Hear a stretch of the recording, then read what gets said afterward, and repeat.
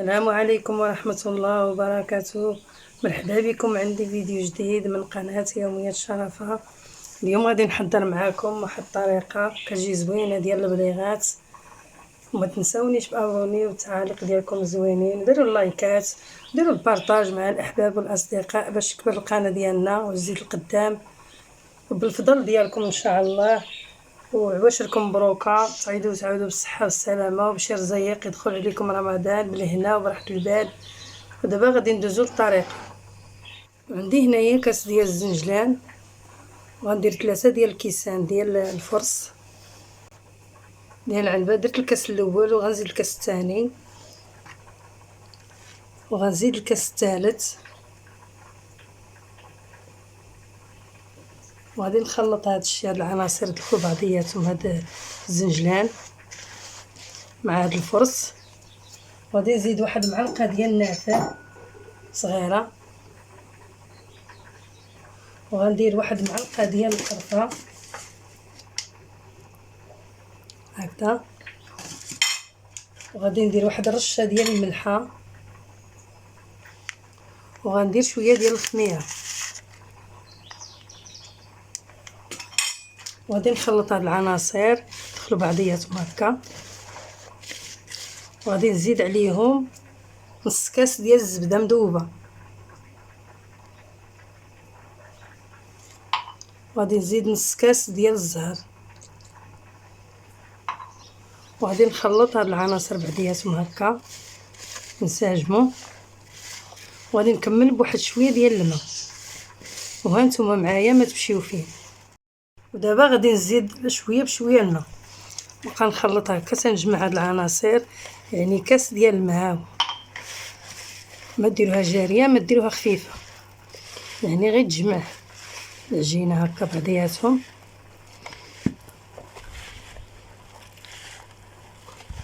هكا تتجمع، ومن بعد ها جمعت داك الزنجلان بطبيعه الحال ما يكونش محمر، حيت مع نقليو هذاك الزنجلان راه غيتحمر.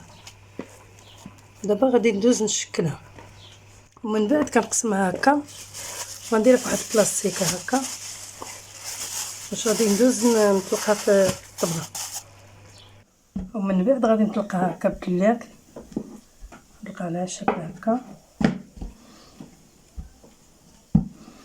تنطلقوها شويه رقيقه يعني ما تجيش غليظه. وراها كتجي زوينه هاد البيضات، كيجيو زوينين. وهانتوما معايا ما تمشيو.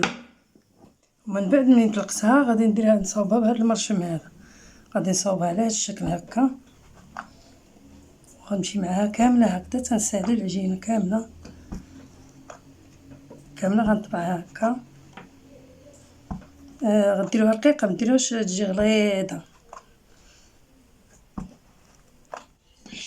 ودابا غادي ندوز نحيدها هكا، هانت بحال هكا غنشدو هكا، نديرو هذه هكا ونثبتو عليها مزيان باش ما تسحلش. ملي نكونو كنقليوها باش ما تسحلش، غتجي على الشكل هكا، كتجي زوينه. وصدقوني جربوها وتشوفوا ان شاء الله باذن الله كتجي زوينه. ومن بعد انا ساليتهم على هذا الشكل هكا، خرجت ليا 70 حبه. دابا غادي ندوز نقليهم. ومن بعد انا رديت الزيت يسخن فوق البوطه باش غادي نبدا نقلي ديك بليغات. بعد ملي سخن الزيت دابا غادي نحط البليغات باش يتقليو بهذا الشكل هكا.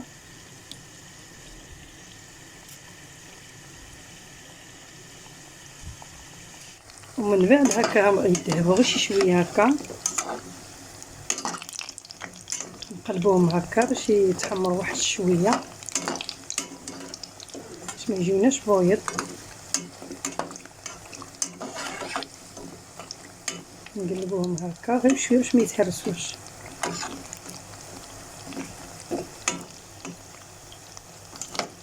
الشكل ديالهم كيجي زوين. دابا غادي نهزهم هكا ونطفيهم في العسل، نصفيهم من الزيت هكا ونبقى نطفي في العسل.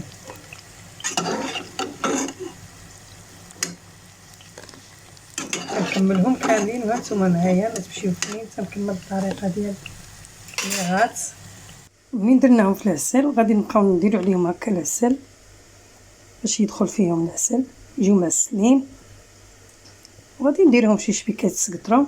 هاد العسل راني صاوبته معاكم، رجعوا الفيديوهات الاخرين نتوما غتلقاو هاد العسل راه كيجي زوين وكيشد في هكا في الشباكيه، كيشد في الحلوى، كيشد في كلشي، معسلات كاملين كيشد فيهم. وغادي نهزو بشي صفاي هكا بشي صفاي هكا ونصفيوها ونديروها بشي هادي تسقطر هكا باش متبقاش هازه العسل بزاف. ومن بعد انا وجدتها شو الشكل ديالها كيجي زوين. اللي بغى يدير لها النوا يديرو، انا درتها بلا نوا. شوفي كتجي زوينه وهشيشه كتجي غزاله، صدقوني وجربوها ان شاء الله باذن الله وردوا عليا في التعاليق تصاوبوهم بالصحه والراحه والعافيه.